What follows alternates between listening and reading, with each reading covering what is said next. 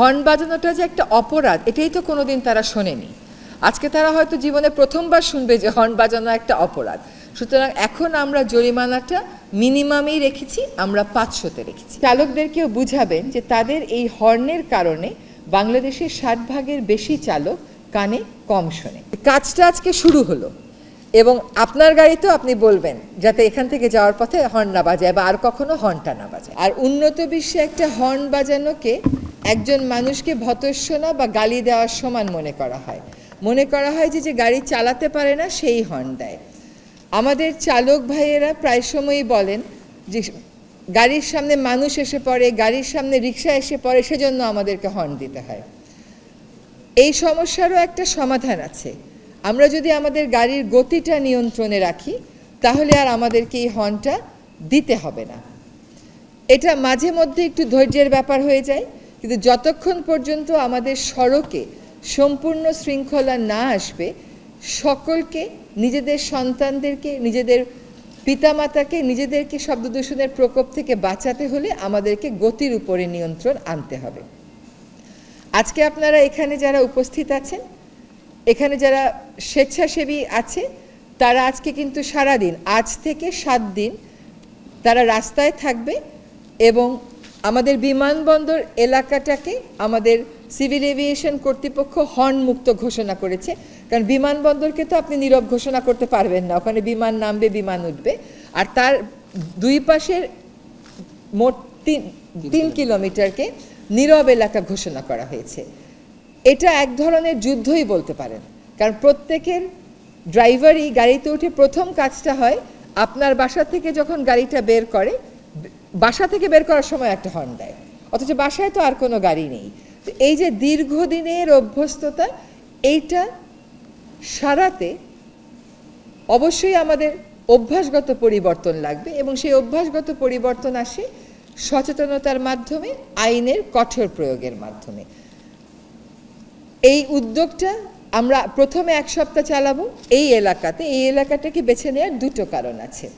একটা কারণ হচ্ছে যে আমাদের দেশে যারাই বিদেশ থেকে আসেন, যখনই কাস্টমস পার হন গাড়ির জন্য উঠতে যান, আমার জানা মতে পৃথিবীর আর কোনো দেশে এই রকম হর্নের শব্দ কর্ণকে বিদীর্ণ করে না।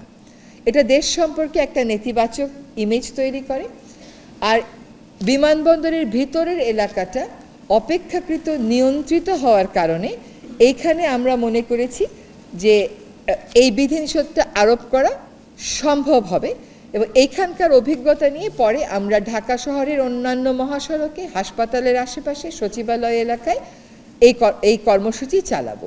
এখানে শিক্ষার্থীদেরকে সম্পৃক্ত করার কারণ হচ্ছে যে তাদের আসলে সবচেয়ে বেশি কষ্ট হয় এবং তাদের মধ্যে একটা এই যে ভলেন্টারি অ্যাপ্রোচ, এটাকে আমরা ভ্যালু করি। প্রায়োগিক কাজটা আমার মনে হয় আজকেই প্রথম শুরু হলো।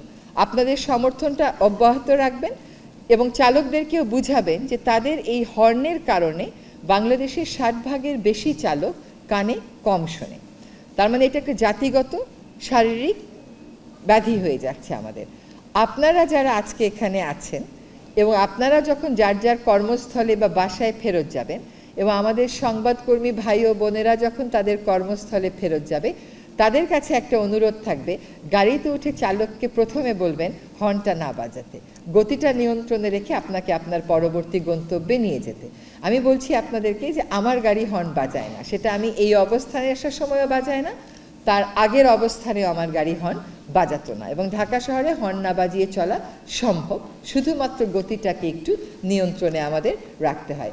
আমাদের এই কর্মসূচিতে আজকে আমাদের বেসরকারি বিমান এবং ট্যুরিজমের সচিব মহোদয় আছেন, আমাদের পরিবেশ অধিদপ্তরের ডিজি মহোদয় আছেন। আমরা শব্দ দূষণের কার্যক্রমকে আরও গতিশীল করতে বিধিতেও কিছু সংশোধনী আনার চেষ্টা করছি। আজকে ট্রাফিক পুলিশ থেকে যারা সহায়তা দিচ্ছেন, সকলের কাছে কৃতজ্ঞতার আমাদের কোনো শেষ নেই। এই কর্মসূচিটাকে আমরা সফল করবার জন্য একজোটে কাজ করে যাব।